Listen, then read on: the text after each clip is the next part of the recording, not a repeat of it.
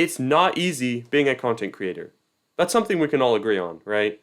A lot of people start creating content and quit early because it doesn't give you instant gratification and you typically have to work hard to be successful. This applies to YouTube videos, music, writing, and anything else of that nature.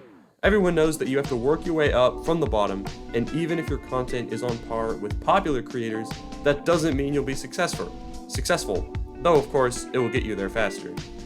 But is it really hard for everyone? Does everyone experience the same long journey to fame? Hell no, bruh. Though the process is almost always a long one, the involvement and effort that the content creators put in varies greatly. The content creators I respect the most are the ones that do the work themselves, either teaching themselves how to do it or learning beforehand. Now let's compare some popular content creators. For YouTube, Dream and PewDiePie worked their way up.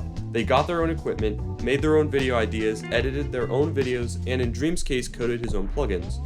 Of course, PewDiePie has an editor now, obviously it's Psy, but he went a while without one. So that still counts. Now, George and Sapnap are a different story. They help Dream make his videos entertaining, and they help code.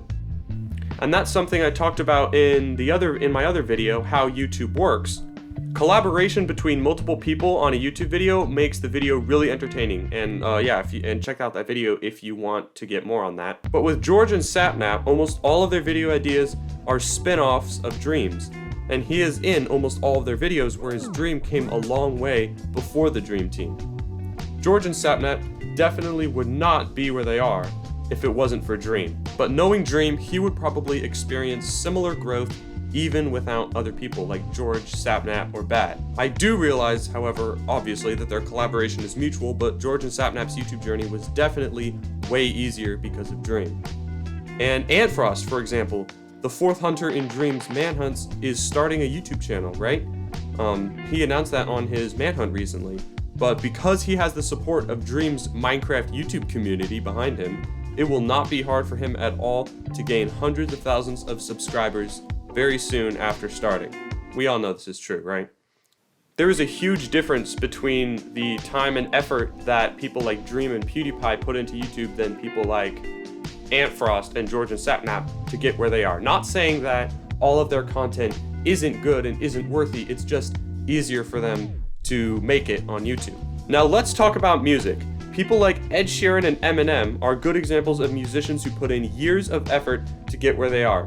PewDiePie and Dream, on the other hand, even though they worked really hard to get where they are on YouTube and it took a long time, they worked their way up from the bottom, years and years of effort. When they started producing music, they already had enough influence that they could get a hold of people that knew a lot about music and get help making songs that got a massive amount of attention instantly because of their current popularity. And that's a very big difference to the years and years of development and growth that people like Ed Sheeran and Eminem went through. For example, Party in the Background has made a lot of the music for PewDiePie, and PewDiePie has also partnered with Rumi and other people for years. So basically the thing that inspired this short little video was Dream's first song, Road Trip, which I think is really good and definitely unexpected. Who thought that some random Minecraft YouTuber is a singer or a rapper? But it kind of got me thinking about this. There are people that work really hard on YouTube, and there are people that have it a lot easier. And there's this, and that's kind of like a disconnect in the YouTube community that a lot of people know about.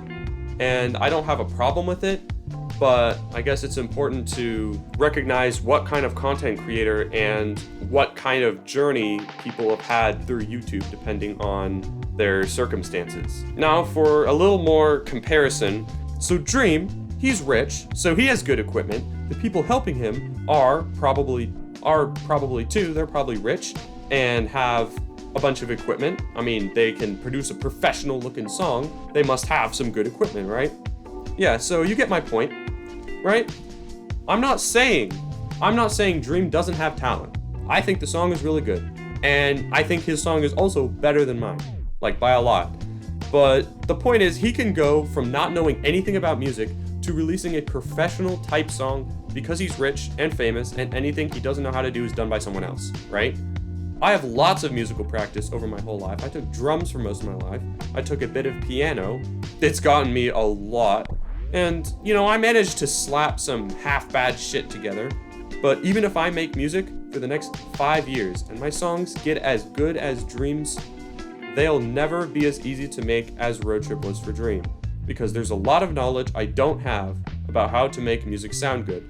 And I'll probably never have someone else do everything for me because I don't like that, and also I don't have any friends or know anyone who would do that. And also, for every instance that I feel excited or have inspiration for a video or a song, there's an instance where I wonder if it's worth the effort and if I should just quit, and it doesn't help that every time I hear a song I realize how fucking trash my songs are, and I know that I can never make them sound as good as real ones, but I keep going because one day my music might be good despite my acceptance that I might never make it on YouTube and I won't be able to continue with the one career I could ever be good at. Anyway, my music is being released on other platforms. Woo, yay! I said, fuck it, why not? It's something I'll definitely use in the future, even though I don't know who would listen to my trash-ass music anyway. But if you want to, you can. It's First Song Instrumental, and Resonance, releasing on Spotify and YouTube Music on Saturday, February 27th, as long as those distributor mods approve my shit. My Spotify is Nectanebus, Nectanebus, the same as my YouTube, and the link is in the description. Have a nice day.